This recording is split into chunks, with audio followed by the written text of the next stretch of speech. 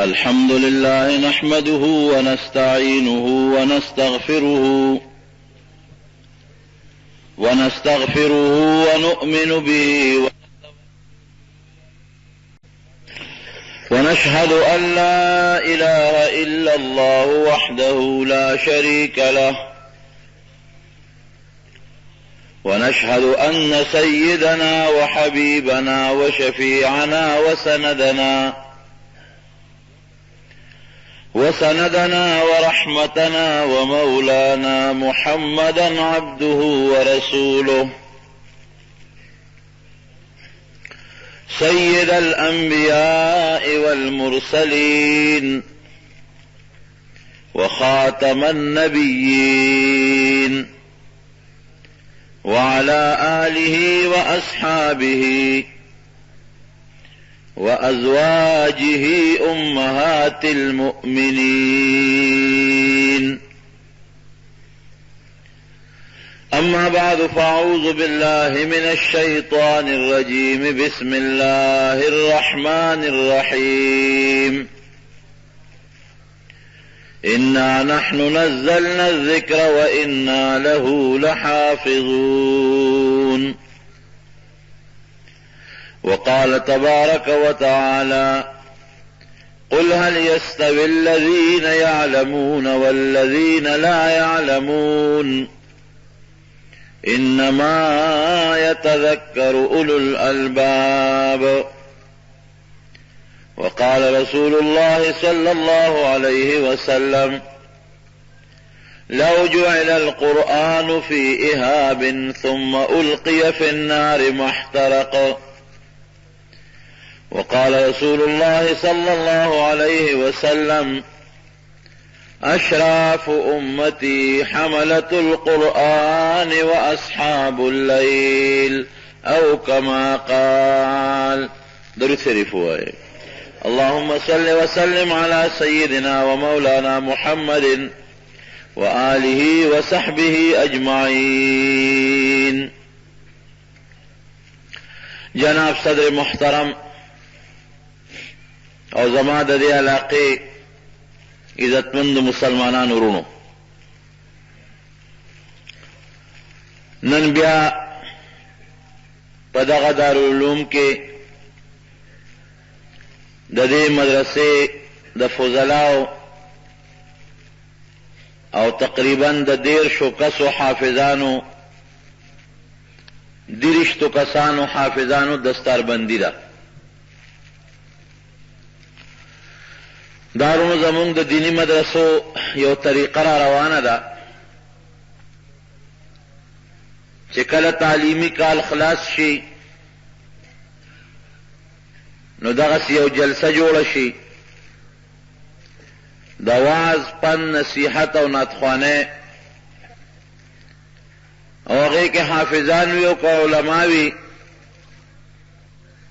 هغې ته مشران په سر پټکې په سر کې دغه ورته سندونه ورته ورکي.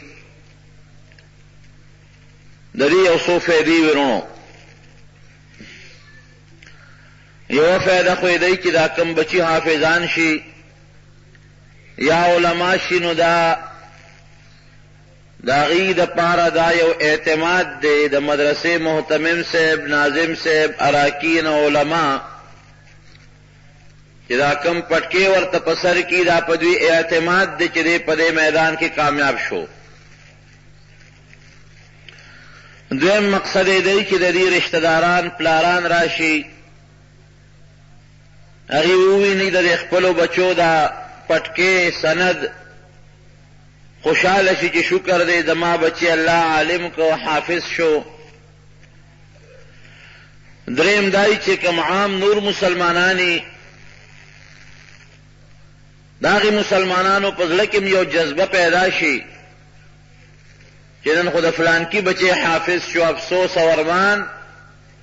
چې زما بچیم په دې صف کې ولاړ وي او نن د حفظ د غلوې سند او د قرآن حکیم د حفظ د لوی پټکیم د هغه په سر تړلی شوی وي. یو رغبت پیدا شي، زړه کې یو جذبه پیدا شي چې زه خپل بچی وباسم. یو بله فایده مو ورکې وي چې د محتمم او د مدرسې جامام پاک شي. ډېر خلک په مدرسو د اعتراضونه کوي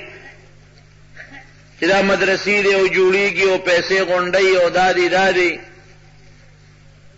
نو محتمم صاحب هم خلکو ته وښیي چې ګورې ستا هغه روپۍ او 2 روپۍ یا ستا هغه چنده او مدرسې سره امداد عبس لا نړه په هغې دومره کار وشو چې رب العالمین دغه 23 بچي د قرآن په رڼا باندې منور کړل.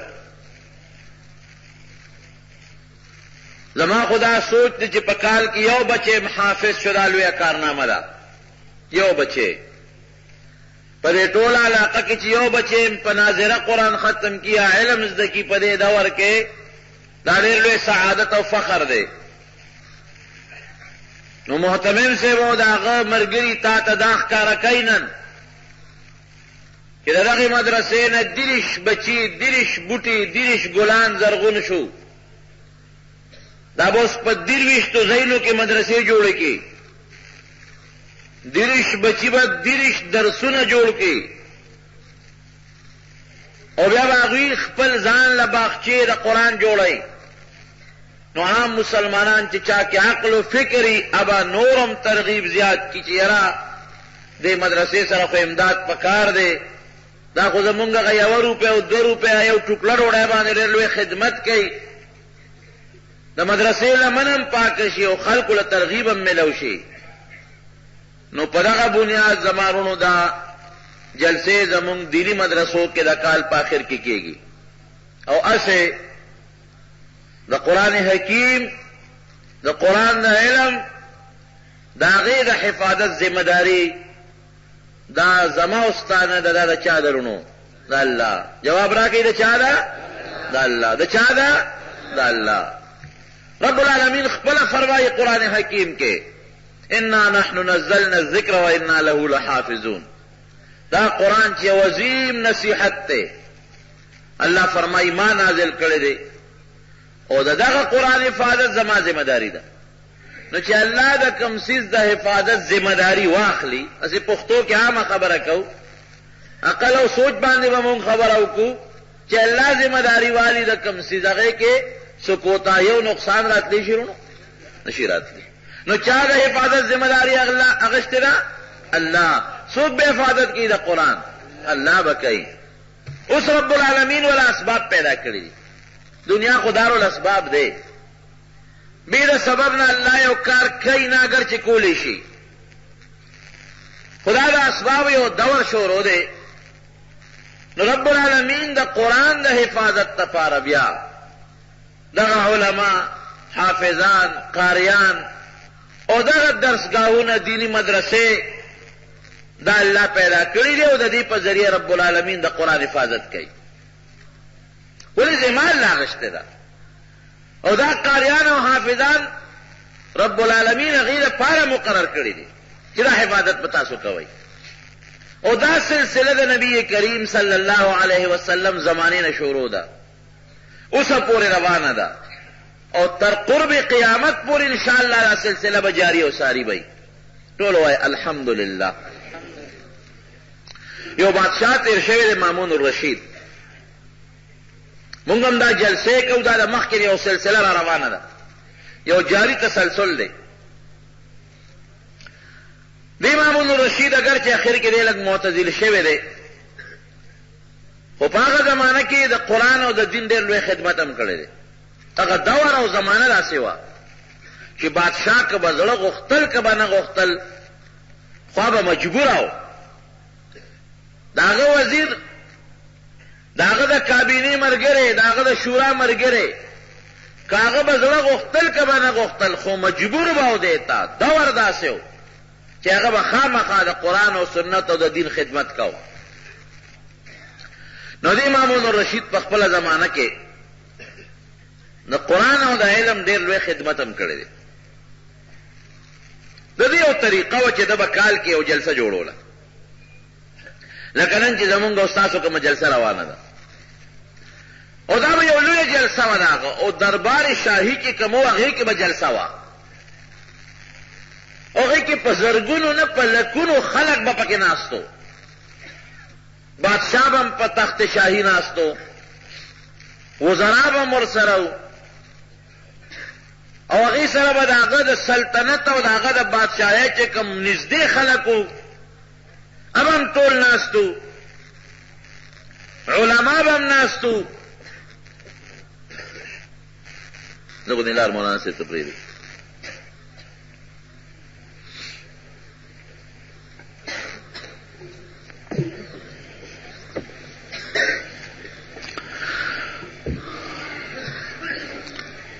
نو په لکاو خلک به د هغه مجلس کې ناست وو، په زرګونو، او څومره چې د هغه زمانې علما به وو، فقها به وو، مجتهدین، لوی لوی بزرگان دا په مجلس کې ناست وو. تقاریر سلسله به چلېدله،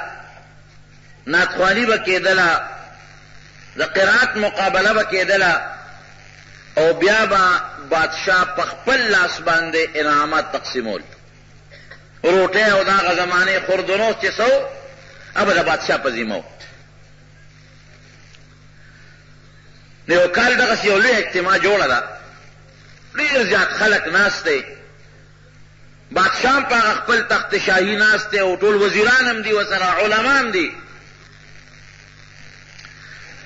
یو خط بادشاہ ته راورسېد، د سټیج چې کوم ناظم دی سیکرټري ته هغه ته چا یو خط راولېږه. خط کې ورته لیکلي دي چې زه یو مسافر په دې لاره روان یم، زما زړه غواړي چې زه دې مجلس کې یو تقریر وکړم، نو تاسو مهرباني وکړئ ماله موقع راکړئ. بادشاہ ته چې هغه کله مامون الرشید ته د سټیج هغه ناظم سیکرټري خط وښو،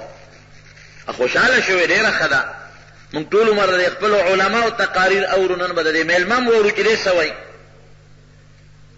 دې یې راوغوښته، خړې پړې جامې چولې دي، او د سفر هغه دوړې او ګرد و غبار پهلو ته دی، هېڅوک یې نه پېژني چې دا ملا صاحب د کومې زمانې دی او څوک دی او د کومې ځای دی. چې رانږدې که بادشاه ورته وایي چې میلمه د کوم ځای؟ وایي صاحب زه خو یو مسافر په دې لاره تېرېږم. دلته څنګه راغلی؟ وایي دا یو علمي غوندې مجلس مې ستا ولیده، زړه مې غواړي چې دې کې زه یو څو خبرې وکړم. وی وطن دې څه دی؟ وی جی بس یو مسافر په لاره تېرېږم، زما وطن سره یې څه کار دی؟ خو که اجازت راکړې چې دې خلکو ته د دین یو څو خبرې وکړم. که نه راکړې چې ځم؟ وی ته به په کومه موضوع تقریر کې؟ عنوان به دې سي، سړی چې تقریر کوي د هغه دپاره یو موضوع وي. وی زه به صاحب د قرآن په علومو تقریر کوم. قرآن حکیم کې چې الله تعالی د علومو یو سرچشمه ده، دې کې کوم علوم رب العالمین پټې ښودې دي زه هغه تاسو ته ښکاره کوم. اخیم چې الله دې قرآن حکیم کې د دغه د علومو ذکر کړی دی او د هغې مبادي اصول ذکر کړي دي، د هغې ترغیب د بعض علم الله ورکړی دی. دا زه خلکو ته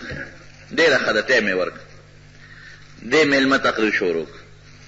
خو داسې تقریر د وکړه د قرآن حکیم په علومو چې په هغه مجلس کې څومره خلک ناستو، نو هغې ټولو په دا خوله کې ګوتې ومنډلې. هغه زمانه کې چې کوم مروج علوم دي یو راوباسي،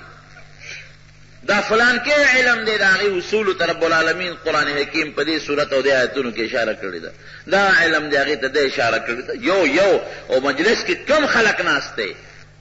امام احمد ابن حنبل رحمت الله علیه غوندې شخصیات پکې ناست دي، امام محمد رحمت الله علیه، امام ظفر، دا د زمانې مجتهدین او فقها او ائمه کې ناست دي، هغې خوله کې ګوتې منډلې دي چې خدای پاکه دا مولا د کوم ځای نه راغلی دی، دا دومره لوی علم رب العالمین ته دله ورکړی دی. واقعي رب العالمین دی علماو له هر چا الله یو علم ورکړي. زمونږ په علاقه کې یو ډېر لوی عالم تیر شوی دی، یو بهترین حضرت علامه شمس الحق افغاني رحمت الله علیه، چې هغه له الله کوم علم ورکړی و او رب العالمین هغه له کومه ملکه بیا ورکړی و، نو هغه ما ته یو ځل یو مناسب خبره کوله چې نوې د دیوبند دارالعلوم نه راغی، نو زمونږ په کلي کې ګړی ورته وایي، د ګړی میا صاحب مو حضرت مولانا صاحب دي به غالبا پېژنده، ډېر لوی علما و په هغه ګړی کې. نو هغه دې تقریر ته راوغوښتلی چې خو دا وي بلکل د ده نوې زمانہ و چا داسې پوره نه پیژنده. نو یې هغه خلک لګیو چېرې دا نوجوان مولا راغلی دی به زمونږ د علماو مخکې څه ووایي. علماو مخکې تقریر هم ګراني دی به څه ووایي. ده دا خبره واورېده. نو افغاني صاحب کې ځان یو خپل جلال هم بیا و. نو چا کېناست نو تاسو نه تپوس کوم چې تقریر زه په یو آیت باندې وکړم او که په یو جمله وکړم او که په یو کلمه وکړم او په یو حرف وکړم. خلک ناست وي صاحب په یو حرف تقریر وکړه. ویل چې نون والقلم وما یسترون. نو نون باندې هغه خپل تحقیق شروع کړو. د بیا دریابي حیواناتو ذکر ماسخوتن مانځنه پسې شروع کړې وه. وایي چې سحر بانګ ملا وی الله اکبر وی دی چې بیان خو اوس پکې ډېر پاتې دی خو زه دا به چې د بل وخت ورپسې به ووایو چې والقلم وما یسترون. واقعي هغه الله یو علم ورکړی و. نو دې مولانا صاحب چې تقریر شروع کړ نو دغه کوم علما چې ناست دي فقها ناست دي مجتهدین ناست دي هغې ورته خوله کې ګوتې ونیولې چې الله دا سړی د کوم ځای نه راغلی دی. یو د یو نه تپوس کوي بل د بل نه پیژنې هېڅوک نه پیژنې. او چې کله فارغ شو نو بادشاه ورته پاڅېده ورته غاړه ورته ځان سره خوا کې کرسۍ باندې کېنو او د ډېر زیات محبت مظاهره یې وکړل. ته صاحب د کوم ځای یې؟ وی نه به زه خو مسافر یم او د نظم. وی نه دا چېرته کېدی شي؟ ته به دلته مونږ سره پاتې کېږې خپل کلی به ښې خپل خاندان به ښې. وی صاحب زما کلي خاندان سره ستا څه تعلق؟ هیڅ دا ضرورت نه محسوسوم بس ما له اجازت راکوئ نه سوال نه پیدا کېږي.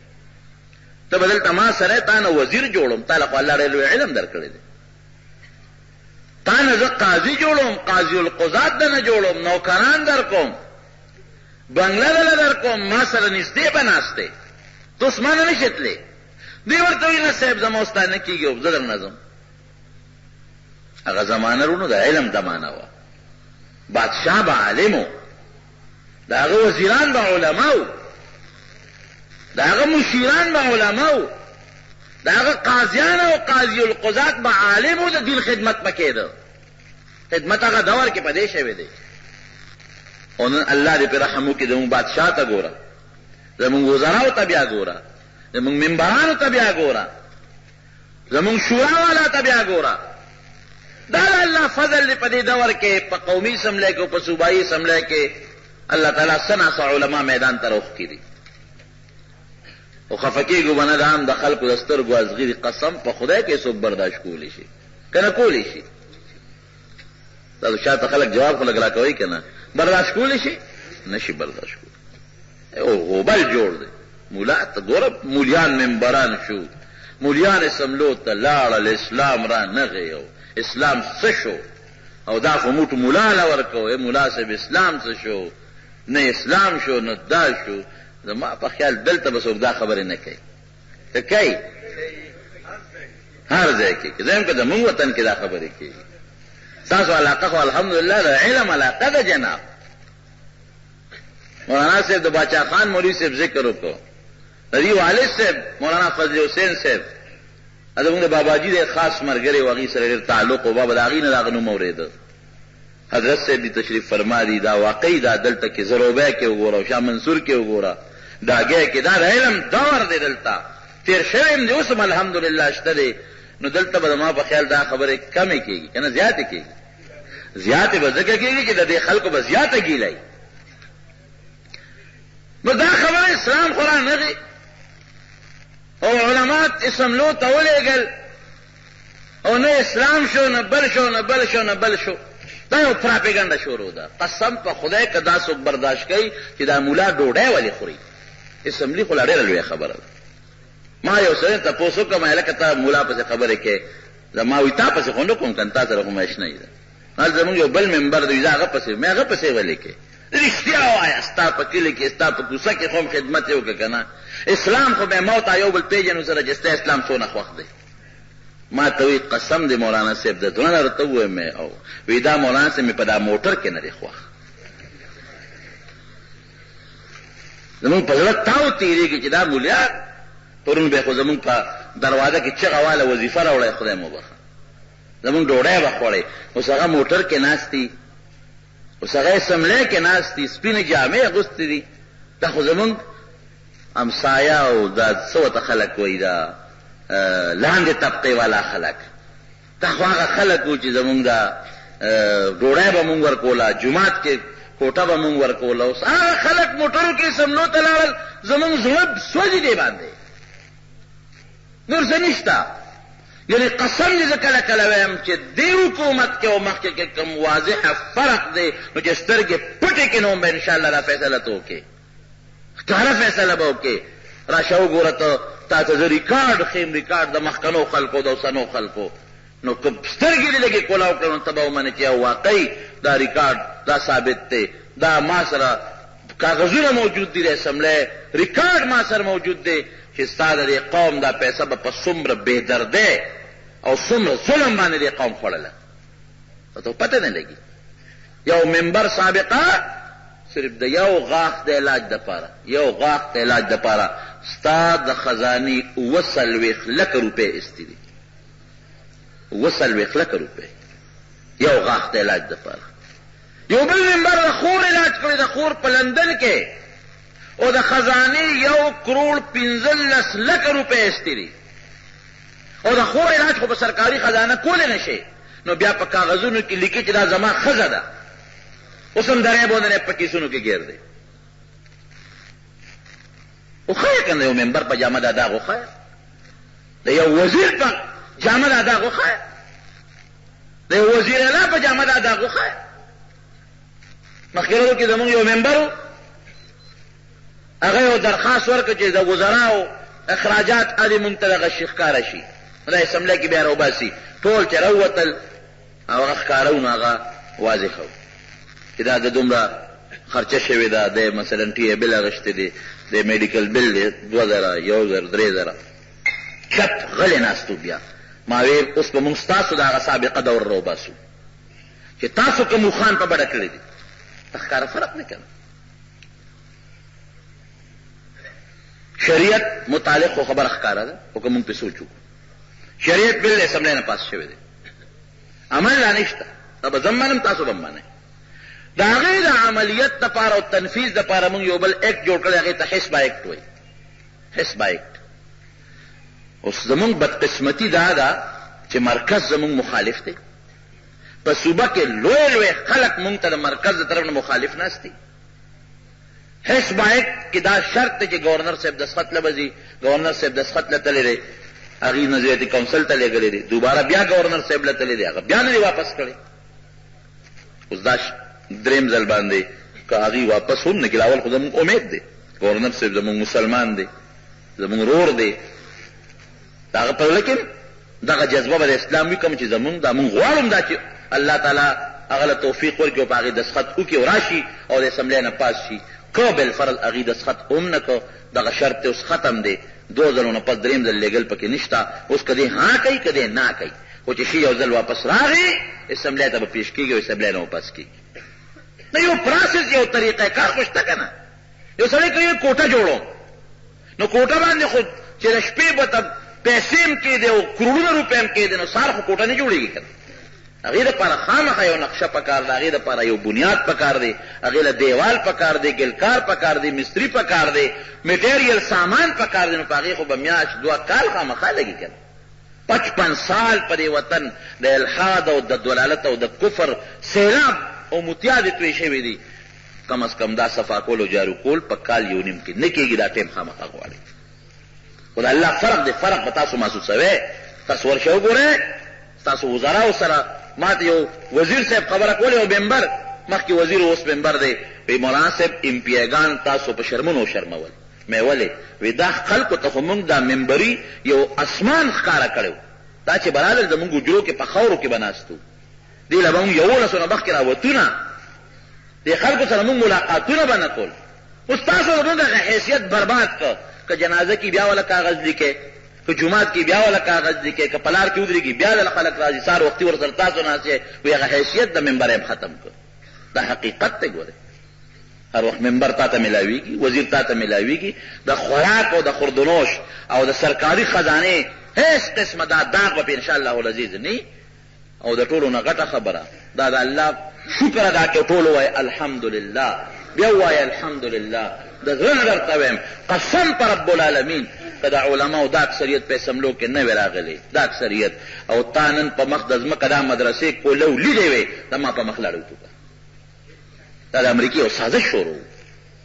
تاسو دلته کې چغې نه والې کېدې چې مدرسه باندې جوړېږي رجسټریشن یې والا ختم نه کړې نوې طریقه کار د رجسټریشن یې شروع نه کړ تاسو ته پته نه ده دا اعلان نه کړی صدر صاحب چې جومات جوړېږي نو اسی ته به ضرورت شوی که نه شوی نه خدای لپاره رښتیا ووایه نو اسی ضرورت پي کلب جوړېږي نو اسی ضرورت نشته دغه ډمان راځي د شپې واده کې ګډېږي نو اسی ضرورت نشته د الله کور جوړېږي په خپله چندې دې جوړو هغې کې نو اسی ضرورت دی لوډ سپیکر باندې پابندي لګېدلې وه که نه خدای لپاره رښتیا ووایه لګېدلې وه لوډ سپیکر دی ذات دی جومات دې کولاو دی مدرسه جوړوه الحمدلله طالب زما په الله یقین قسم درته خورم زما مدرسه کې یو طالب حکومت ونیو دا مولانا ظهور الحق صاحب ناست یو طالب حکومت گرفتار کړ دوره حدیث نه بالکل شپې جمعات نه گرفتار کړ سهار راغلم طالبانو یو طالب نشته پته ولګېده دا حکومت نیولی سیډي سره ډېره موده ورسره و اخر کې را پرېښود ما کېنو ما وی مولانا صاحب څه وایي بس ونیوم څه یې وې درته وایي ما ته یې دا وی چې ته دا ما ته ووایې چې د اسامه او د ملا عمر ملګری هغې راته وښه چې کوم ځای دی چې زه خو د حدیثو طالب یم خدای ظالمانو الله نه نه یېرېږې زه اسامه څه پېژنم ملا عمر څه پېژنم د حدیثو طالب یم خدای نه ویېرېږې پرون بخاري نه راپاڅېدم جومات ته رالم تاسو ونیوم بخاري لحاظ وکړئ د احادیثو لحاظ وکړئ او داسې ظلم به یې راسره کو چې خپې به یې راله اوچتې کړې پکې پورې یې ځان کړم پکې به تاوېده زه به ورسره تاوېدم یو طالب سره دا ظلم دی که نه دی ظلم نن چې دا په افغانستان کې څه کېږي تاسو هم تپوس کوم نه انصاف دی که ظلم دی وایې که نه دا عراق کې چې څه کېږي انصاف دی که ظلم دی دا فلسطین کې چې څه کېږي انصاف دی که ظلم دی دا دهشتګردي نه ده مدرسو کې دهشتګردي کېږي دا بچي چې مخامخ دا ګلونه ناست دي خدا لپاره ووایه دا دهشتګرد دی که د قرآن خدمتګار دی ووایه دا خو هغه خو امریکا دا دهشتګرد دی او د امریکې هغه بچي چې نن هم ستا د متحده مجلس عمل ورسره مقابله ده هغې هم نن وایي چې دا دهشتګرد دی پټکو والا کوم ځای پرېږدي پټکو والا پرېږدي مدرسه پرېږدي هغه طالب خپې به یې وتړلې او تاوېدم به او دا به وي چې نه ته به لازمن د اقرار کې د بجلۍ شاټونه به راکول ما به دا لمن لیوا د خدای خاطر وکړې د بخاري طالب یم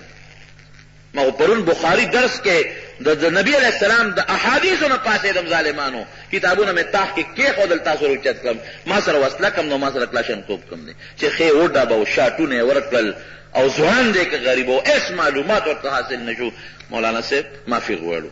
خفه نه شي مونږ شک و درمند چې تا القاعدې والی مونږ تا پرېږدو مونږ ته خیر یې مه کوه مونږ ته ازارونه کړي دا دور زمونږ په طالبانو تېرېده دا به راتلل دا ایجنسو والا څو طالبان دي افغانستان څو نه دي پاکستان څومره دي ډوډۍ کوم ځای نه را ځي چندې کوم ځای نه را ځي تاسو تپوسو کې دي مدرسو کې دا تپوسونه به کېدل که به نه کېدل اوس شته دا تپوسونه وایه شته اوس د طالبانو هغه نیوکې شته نشته نور څه غواړئ د الله نه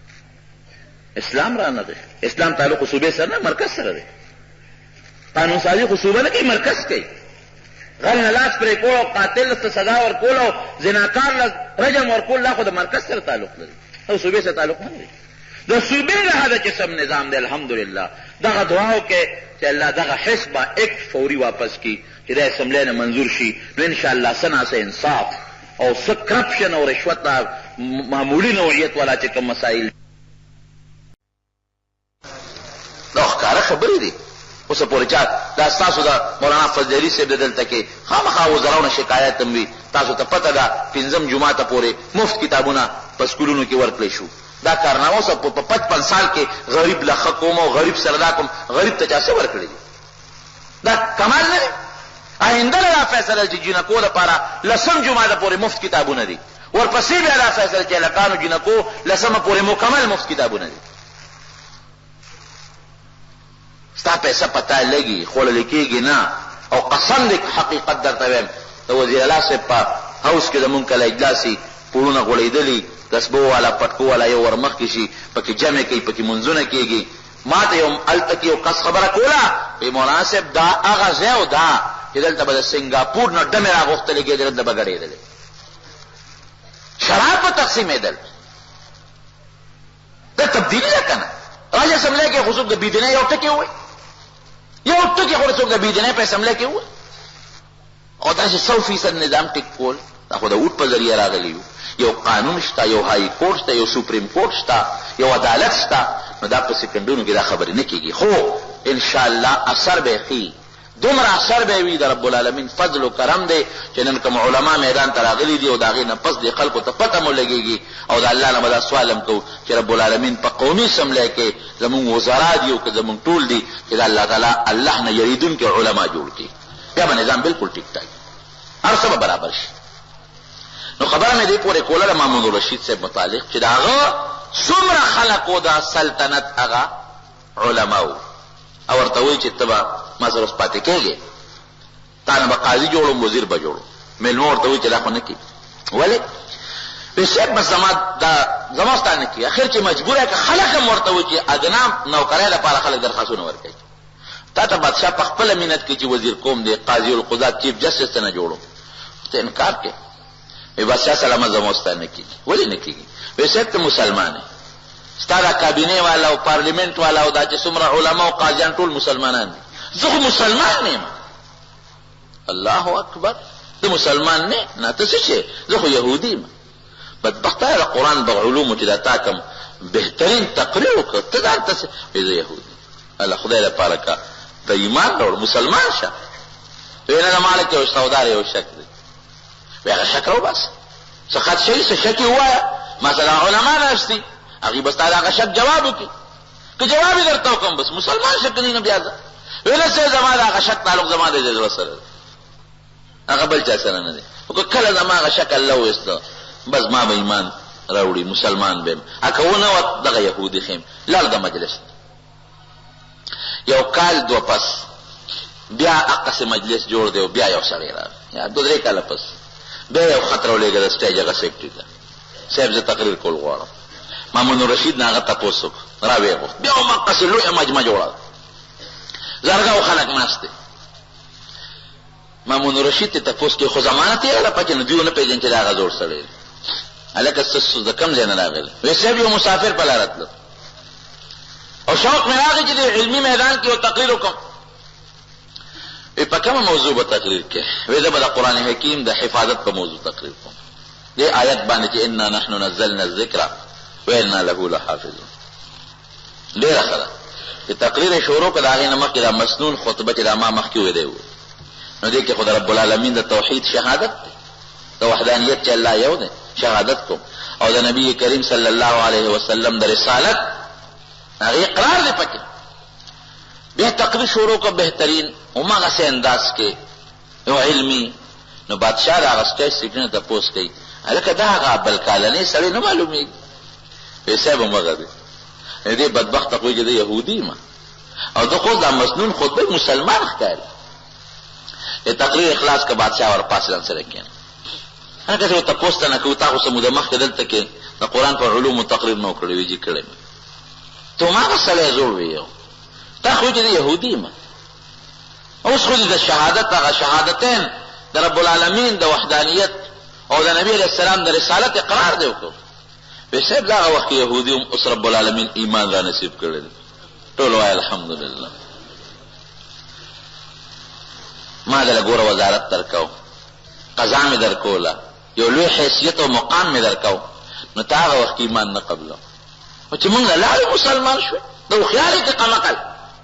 وایي صاحب تا ته ما یو خبره کړې وه چې زما زړه کې یو سودا ده، یو شک دی، که هغه وه زه به مسلمان شم، کنی نه کېږي. هغه شک مې وته الله ایمان را نصیب کړ. وایي څه شک و؟ دا کوم آیات باندې چې نن ما تقریر وکړ، ما د قرآن ډېره جوړه مطالعه کړې، دې کې د ما شک و چې رب العالمین فرمایي چې دا قرآن ما نازل کړی دی او د دې قرآن حکیم د حفاظت ذمه داري زما ده. نو ما لکه دا سوچ کو چې دا تورات او زبور او انجیل او د دې نه مخکې دا څومره وړي صحیفې وغیره کې نازلې دي، دا خو ټول الله نازلې کړي دي. اوس د قرآن حکیم د حفاظت ذمه داري الله تعالی اخیستې ده او د هغه کتابونو د حفاظت ذمه داري الله نه ده اخیستې. دا ولې؟ او د الله څنګه حفاظت کوي. اوس موږ او تاسو چې د یو شي حفاظت کوو خو صندوق کې بند الماره کې جرنده ورته وو کوټه ولا جوړ کو څوکیداران په مقرر کو. نو دا څه کوله دا چې قرآن حکیم ته چا جرنده والی چې څوک غلا نه کی څوکیدار په مقرر کړي کوټه کې په دوه درې سپایانو درولي. که قرآن محفوظ دی نو پاکار دا ده چې تورات زبور انجیل د الله کتابونه چې هغه محفوظ دي او که هغه محفوظ دي قرآن ولې محفوظ دی. اړکې مې دا شک وی بیا مې خپله تجربه وکړه وی لاړم وی زه بهترین خوشنوي سیم کاتب اعلی نمونه خط زما د خشته. نو ما تورات ولیکه او ډېر ښه مزېدار خشته طریقې سره مې ولیکه او د هغه مې ګیر چاپېره مې په هغې باندې د سرو زرو په اوبو نقشو نګار وکړ او سرو زرو اوبو سره مې ولیکه. خو یاره په هغه تورات کې مې پوره اپریشن وکړ. بعض ایتونه مې ته وویستل د ځانه مې پکې ولیکل څه مې مخکې کړل څه مې وروستو کړل پوره ګډوډ مې کړ. چې مې ولیکه نو د یهودیانو عبادتخانې ته مې یوړو د هغې مدرسې ته او د هغې چې کوم د دین مشر و هغه ته مې پیش کړه چې دا تورات ته ما لیکلی خرڅوم که څوک اخلي. هغه چې وکړ هغه خوښ شو چې دا خو تا ډېر خشته لیکلی دی نقشو نګار دی کړی دی. یو وی زه اخلم بل وی زه اخلم او پې بولي شروع شو په هغه عبادتخانه کې او مو مانګي قیمت چې ما څه غوښتل نو په هغې خرڅ شو. دنې یې خو کړ وی چې بار راووته پیسې مې جیب کې واچولې وی ما وی چې دا یهودیان هم د جهان خره دي خره غټ خره او ډېر قمقل دي. دې اړو په خپل کتاب پوه نه شو دا خو ورته ما دا کتاب پوره ګډوډ کړی دی پورا اپریشن مې والا کړی دی تحریف مې کړی دی او دوی ظاهري ډول ته وکتل کتاب یې واغېسته. یاره معلومیږي دا چې د یهودو سره خپل اصلي کتاب تورات نشته یعنی اصل چې چا سره دا هغې سره چې نقل مخامخ کې نو پته یې لګي وروڼو که نه لګي. اصلي تورات کوي دا زما نقلي به بس معلوم کړی اصلي ورسره نشته.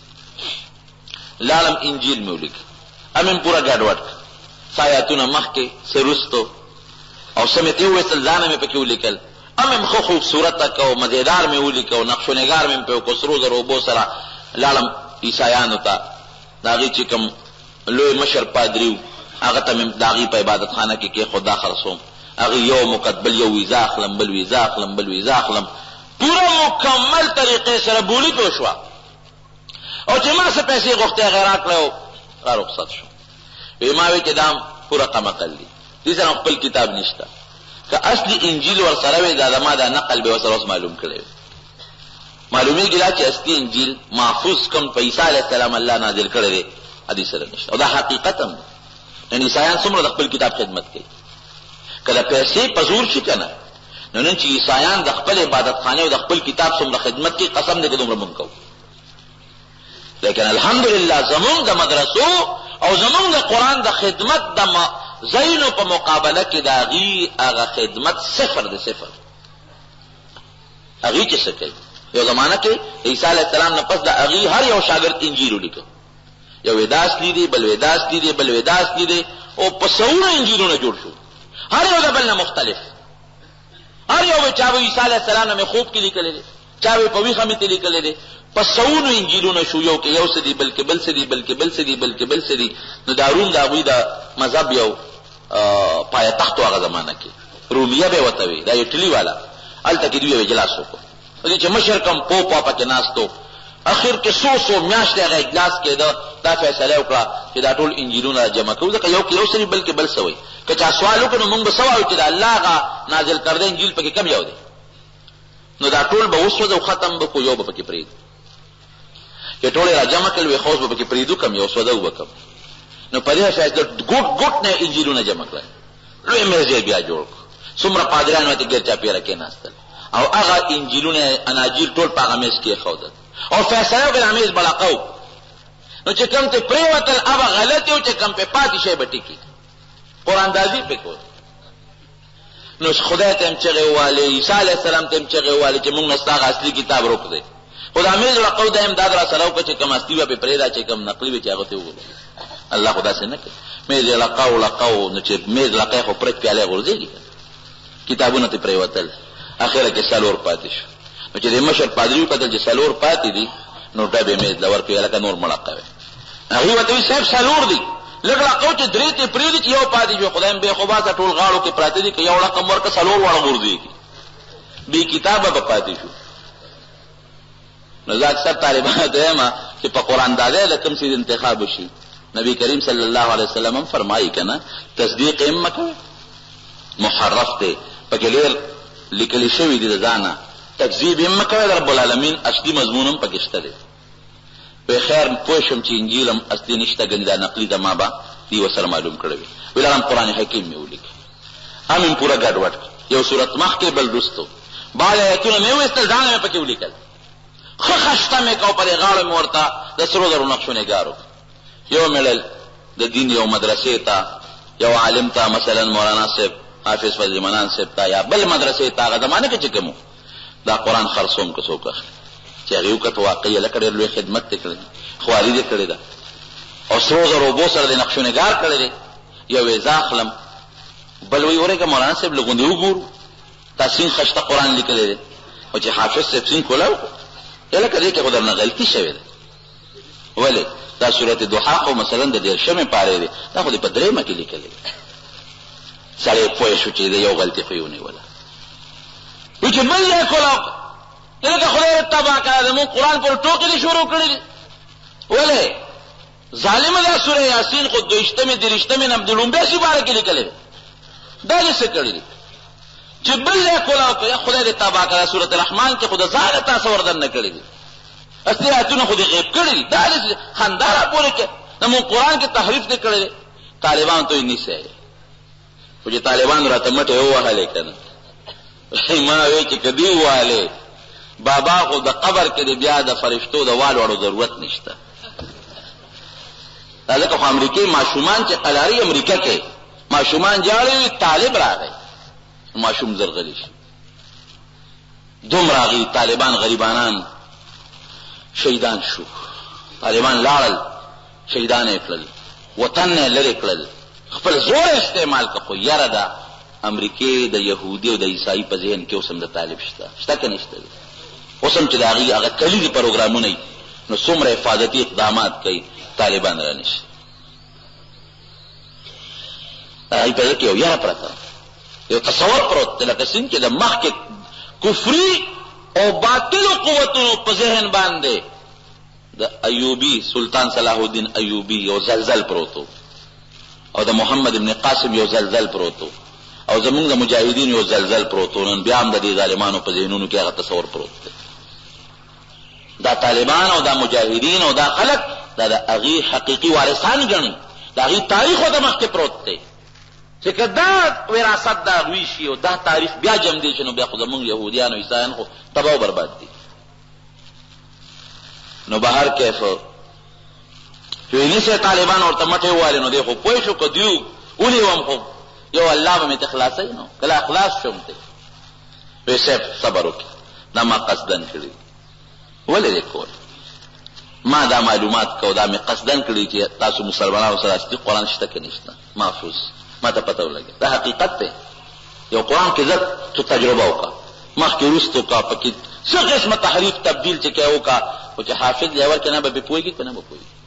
سوره فاتحه تاسو ټول ته یاد ده نو که څوک ته مخکې وروستو آیاتونه ووایي نو ما ته به پوهېږي که نه پوهېږي اصل شی سره پروت دی وایي پوه شم چې واقعي قرآن حکیم د الله کتاب دی او رب العالمین دا محفوظ ساتلی دی بېشک شک مې ختم شو ایمان مې راوړو مسلمان شو دا حقیقت دی دا لوم دیوبند ته یو پادري چیلنج ورکړی و تاسو وایئ چې دا قرآن محفوظ دی قرآن نه دلیل ښایه چې انا نحن نزلنا الذکر و انا له لحافظون نو دا خو د قرآن د حفاظت دلیل نه دی لیکن خو د قرآن ذکر نشته انا نحن نزلنا الذکر انا نحن نزلنا القرآن یا فرقان نوم خو نشته ورکې دا خو زمونږ هم دلیل دی زمونږ تورات او زمونږ انجیل او دا هم نصیحت دی تر دې نه معلومه چې الله فرمایي چې انا نحن نزلنا الذکر ما هم نصیحت نازل کړی عظیم نصیحت زه خپل تورات ته عظیم نصیحت ویم زه خپل انجیل ته عظیم نصیحت ویم نو دا خو ستا دا آیت خو زما د کتاب د حفاظت هم دلیل دی زمونږ کتابونه هم محفوظ دي ستا قرآن نه معلوم دی لوی غوبل جوړ شو چې خدای پاک اوس به څه کوي شیخ الهند صاحب رحمت الله علیه دا ډېر لوی لوی اکابرین هغه دا دور کې چې څومره د دیوبند زمونږ کابرین دي هغې ټولو ته چلنج میلاو شو یو لوی سټیج مقرر شو یو عالم راغی هغه یو طالب ځان سره راوست رپورټ یې د صرف بوهایي طالب د میزان الصرف هغه راوست وی دا سړی راوړی دا یهودي د سره موږ مقابله کوو دا ماشوم طالب به ورسره مقابله کوي لوی سټیج جوړ دی او خلک ورته ناست دي هغه پاسېد او هغه وی دا زما مقابله طالب نشي کولی چېرې نشي کولی لوی ملا دی روزي تاسو دې آیت نه د قرآن د حفاظت ذمه داري معلومه وي دې آیت نه معلوموي چې انجیل هم محفوظ دی لکه الله وایي ذکر مونږ نازل کړی دی نصیحت هم نازل کړی دی د هغې حفاظت مونږ کوو نو قرآن هم نصیحت دی تورات زبور انجیل هم نصیحت دی مولانا صاحب د هغه طالب نه تپوس کوي رکوټې چېړنه ورته یې بچې دا نزلنا دا د کوم باب سره تعلق لري څه صیغه ده هغه سر بوهایي طالب نه تپوس کوي اوس خو صاحب الغټ طالباني قسم دی هغه دور لاړه ما یو ځل په درس کې طالب نه تپوس وکړ شریعمي په درس کې تخالف سیبویه اخفش دی کې راځي دا کافیه کې مې دا سیبویه کې راهي ضمیر چا ته راځي دی چا به اخفش ته راځي دی چا به سیبویه ته راځي هغه دور راغی پته نه لګي یو ځای کې امتحان اخیسته د هدایت تپوس به طالبان یو طالب اسم کې مې نه مې ورګو بار تپوس نه کوم مې هدايه اخیرا یې استاد نه وي مې دا تپوس نه کوم چې را اخیرا کوم دې ته رسول غلی شو چې غلی شو مې دا تپوس در نه کوم د هدايه اخیرا د کم یو فن سره تعلق لري په فقه سره مې کوم ځای پورې ویل دي تصورات ختم کړی یا له جوړ تصورات نیمه ته رسول دي نیم پاتې مې دا غریب دا پته نه لګي هدايه ته ګورو تصورات ته ګورو تصدیقات ته ګورو هغه عیسی ګوجي طالب نه تپوس کوي بچي دا څه صيغه ده کم باب سره تعلق لري باب تفعیل سره نزل ينزل تنزيلا معنی څه ده وی معنا خدا دې چې مونږ لګ لګ نازل کړ نزلنا الذکر مونږ لګ لګ د موقع مناسبه سره لګ لګ نازل کړ مناسب ورته وی ستا جواب د نزلنا نو شو څومره کتابونه چې الله نازل کړی دي قران نه مخکې ایو ځل غون نازل شوی سوا د قران حکیم نه چې دا رب العالمین د موقع په مناسبت د نبی علیہ السلام په ځل باندې لګ لګ نازل کړی نو کدینا قران نو مراد شوی نزلنا بنو ویل الله انزلنا لفظ به استعمال شو به انزال دوه لپاره استعمالېږي یو لپاره حقیقت بل لپاره مجاز خو نزلنا لفظ نه معلومیږي مونږ لګ لګ دا نصیحت نازل کو نو لګ لګ چې کوم نصیحت عظیم نصیحت نازل دیغه قرآن حکیم نو دا ذمہ داری رونو الله په خپل ذمہ غشته ده دا حقیقت ده او دا مدرسې دا حافظان دا مشومان دا قاریان دا طالبان دا حفاظت ذرایع او اسباب مقرر کړي اګه چا زړه غواړي کنه غواړي څوک خپله کې خوشاله دي خدا قرآن با الله ان شاء الله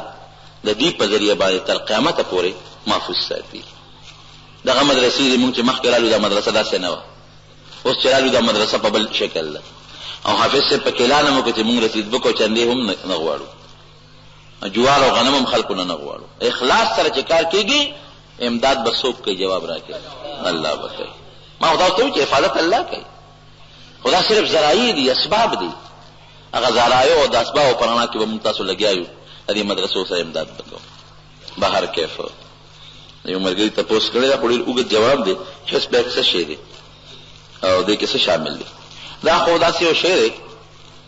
نامون غلاس نه وته دي دې کې یو صوبایي محتسب به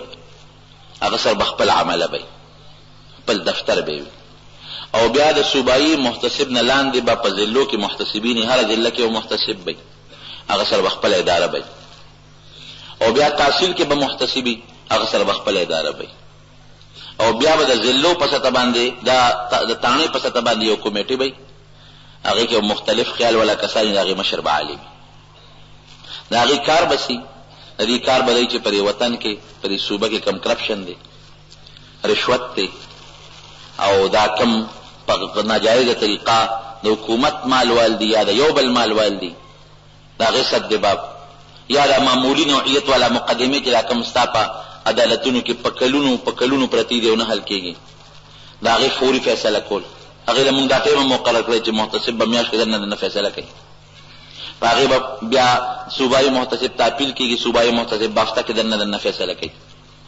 دا یو نظام جوړ کړی دی، هغه ته هر سړی رجوع کولی شي. یو عام انسان زی او ته رجوع کوي چې دفتر کې مان رشوت غواړي یا مسلمان رشوت واغشته یا دلته کرپشن کیږي، دا سړک جوړیږي دې کې دا پیسې خورد بورد کیږي، نو محتسب د په درخواست باندې یا از خود په خپل هم دغه نوټس اغشتي شو دغه انکوایري کولی شي. یو پلار سره زوی ظلم کوي، یو ورور سره ورور ظلم کوي، یو گاونډي سره گاونډي ظلم کوي، اوس خو جلا شي عدالت ته درخواست ورکړه ځان په خپل کار وکړه. اکثر دینو کې مړیو شي مړې او څوک دعوه نه کوي، ویل ته مړې پروت ته دعوه کوم نو بلغم کې ان خلک د مړی څوک دعوه نه کوي پولیس سره، نو پاتې لا د دیوال او د خښتې به څوک دعوه وکړي. یو ډېر مزېدار خشته نظام جوړ کړی دی، خو تر ننه پورې زه حقیقت درته موږ په هغې کې ناکام یو. هغه ناکامي زموږ دغه ځای کې ده چې له اسمبلی نه پاس نه دی، او اسمبلی له راتلو نه مخکې ګورنر صاحب دستخط هغې کې ضروري دی. او انشاءالله دې له خو زموږ امید دی نن زموږ د وزیر اعلی صاحب بیان راغلی دی چې یاره موږ کوشش کوو هر څنګه چې دا موږ اسمبلی ته راوړو. او زما ته چې څونه قانون معلوم دی، نو یو ځل به ګورنر صاحب ته ځي چې هغه ته لاړ او هغه دستخط نه کړي، دوباره به ورځي، نو دوباره بیا ګورنر صاحب که دستخط وکړي که ونه کړي نو بیا حکومت دا اسمبلی ته راوړی شي. دوه ځله هغه ته تللی دی، امید لرو انشاءالله ځکه امن و امان چې څنګه زموږ ذمه داري ده، د صوبایي وزیر اعلی ذمه داري ده، دا د ګورنر صاحب هم ذمه داري ده. نو امید لرو انشاءالله چې هغه به دستخط وکړي، ځکه دې سره تعلق د مالیاتو د نظام هم دی. نو چې دغه دعا کوي چې دا حزب اکټ د رب العالمین د دغه اسمبلی نه منظور کړي، نو انشاءالله چې بیا به د صوبې له سطح سنا ستاسو په نظام کې تبدیلی محسوسه کړي. بهر کیف تاسو خبرې مې ستاسو خدمت کې عرض کړې او ډېر خوشحاله شوم د دې مدرسې د آبادي چې مې ولیدله، ګڼو طالبان دا شمېر مې ولیده. نو حقیقت دا د مسلمان هم دې ته و چې هغه د خپل کتاب د قرآن یا د دین په بالادستی او په طریقې خوشحاله شي. په دې یوازې نه تاسو ټولو په دې خوشحالي محسوسوئ او امداد به هم کوئ. که مولانا صاحب بار بار هم تاسو ته ووایي چې نه زه چنده نه غواړم، زه ګرځم نه، نو دا خو هم نه ویلې که نه که تاسو راوړه واپس کوم هم نه، دا خو دې نه ویلې که نه دا ټکې ګورې پکې نه ویلې دی وایي زه نه ګرځم یا سفیران نه ګرځم، سفیران نه ګرځم، دا لفظ یې ویلی دی. او دې نه دي ویلې چې که تاسو راوړه زه به واپس کوم، بلکې زما خو دې سره اتفاق نشته. حافظ دا دې ناست دی، دې سره اتفاق نشته. باقاعده سفیران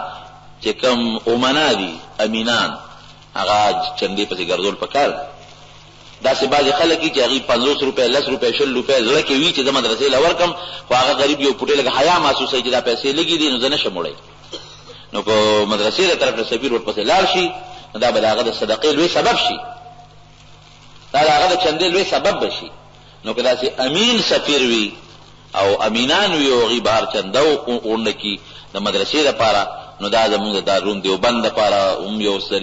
یو سب دغه دی، دارالعلوم حقانیه هم داسې کوي، نور لوی لوی مدرسې هم داسې کوي. نو زما په خیال کې دومره استغنا نه ده پکار.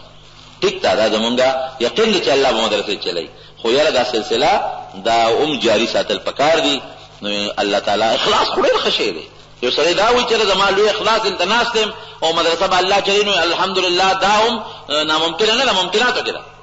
خو نه، یو سلسله چې د اکابرو په کومه طریقه را روانه وي هغه سلسلې سره اتفاق ښه خبرې. رب العالمین دې دا مدرسه کامیابه کړي، الله یې د حافظ صاحب مولانا صاحب په علم کې او په دغه سایه کې برکت پیدا کړي، او دغه بچي دا ګلونه چې کوم نن حافظان جوړ دي او دا د اغیارو په سترګو کې دهشتګرد دي اصغري، رب العالمین دې دین د دین د قرآن د خدمت د هغې توفیق ته الله ورکړي، والله زمونږ د علما او زمونږ د دیني حلقو حفاظت په خپله نصیب کړي. واخر دعوانا الحمدلله. گرانو محترمو اوریدونکو، د شیخ الحدیث مولانا محمد ادریس صاحب په आवाज دا 135 نمبر کیسټ ډک شو چې په دې کې تاسو د مامون الرشید او د يهودي واقعا واوریدا. دا به تاسو ته پیښور ښار کې بیرون کچرې گیټ اشرف روډ سره فقیر خان ناصر خان کیسټ هاوس کې د ناصر خان او حیدر خان سره ملاویږي. ټلیفون نمبر دی 255 29 12.